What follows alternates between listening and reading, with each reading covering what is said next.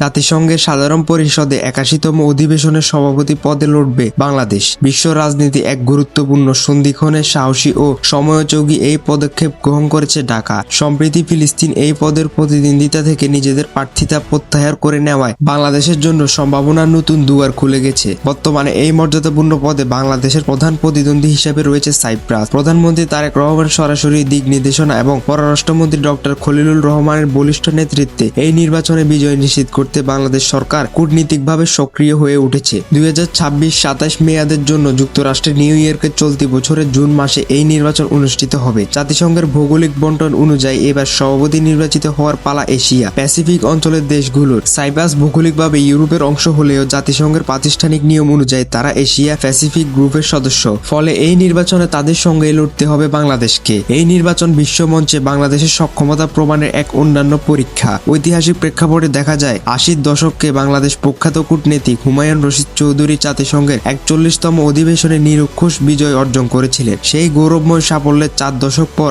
আবারও বিশ্ব নেতৃত্বের আসনে আসীন হতে চায় বাংলাদেশ। আন্তর্জাতিক বিশ্লেষকদের মতে বাংলাদেশ যদি এই নির্বাচন জয়লাভ করতে পারে তবে জলবায়ু পরিবর্তন, বৈশ্বিক শান্তিরক্ষা কার্যক্রম এবং মধ্যপ্রাচ্য সংকটের মতো স্পর্শকাতর বিষয়গুলোতে আরও বেশি প্রভাব বিস্তার করতে পারবে। সাধারণ পরিষদের সভাপতি হিসাবে একজন বাংলাদেশি বৈশ্বিক নীতি নির্ধারণ, বাজেট অনুমোদন এবং সদস্য রাষ্ট্রগুলোর মধ্যে দীর্ঘমেয়াদী সংঘাত নিরসনে মধ্যস্থকারীর ভূমিকা পালন করতে পারবেন, যা আন্তর্জাতিক অঙ্গনে বাংলাদেশের ভাবমূর্তিকে নতুন উচ্চতায় নিয়ে যাবে। কূটনীতিক এই মহাযজ্ঞের প্রস্তুতির অংশ হিসেবে বাংলাদেশ ইতিমধ্যে আন্তর্জাতিক জনমত গঠনে উল্লেখযোগ্য সাফল্য অর্জন করেছেন। 27শে ফেব্রুয়ারি সৌদি আরবের জেদ্দায় অনুষ্ঠিত ওআইসির এক জরুরি বৈঠকে ফাঁকে বাংলাদেশের প্রার্থিতার পক্ষে অভাবনীয় সমর্থন দেখা গেছে। পররাষ্ট্রমন্ত্রীর সঙ্গে উচ্চ পর্যায়ের দ্বিপাক্ষিক বৈঠকে পাকিস্তান, তুরস্ক, সৌদি আরব, ফিলিস্তিন এবং গাম্বিয়ার মতো প্রভাবশালী দেশগুলো বাংলাদেশের প্রতি তাদের আকৃষ্ট সমর্থনের কথা জানিয়েছেন।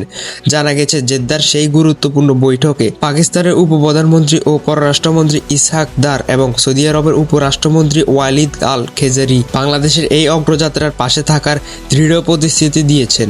এছাড়া তুরস্ক ও ফিলিস্তিনের শীর্ষ কূটনীতিকরা বাংলাদেশের প্রার্থিতাকে অত্যন্ত ইতিবাচক হিসাবে অভিহিত করেছেন। বিভিন্ন ইস্যুতে বাংলাদেশের দীর্ঘদিনের নীতিগত অবস্থানের প্রশংসা করে মুসলিম বিশ্বের নেতারা জানিয়েছেন তারা এই আন্তর্জাতিক উদ্যোগকে সর্বাত্মকভাবে সমর্থন করবে। ওআইসি সদস্য রাষ্ট্রগুলোর প্রতিনিধিরা বাংলাদেশের সাম্প্রতিক রাজনৈতিক পট পরিবর্তনের পর নতুন নেতৃত্বের অধীনে দেশটি দ্রুত রাজনৈতিক স্থিতিশীলতা অর্জন করবে বলে আশাবাদ ব্যক্ত করেছেন। গাম্বিয়ার পররাষ্ট্রমন্ত্রী সেরিং মোদাও আন্তর্জাতিক শান্তি ও নিরাপত্তা রক্ষায় বাংলাদেশের ভূমিকার ভূয়সী প্রশংসা করেন। নিউ ইয়র্কে সেই ভোট যুদ্ধে যখন সদস্য রাষ্ট্রগুলো তাদের রায় দেবে তখন বাংলাদেশের সামনে 40 বছর আগের সোনালী ইতিহাস নতুন করে লেখার সুযোগ আসবে।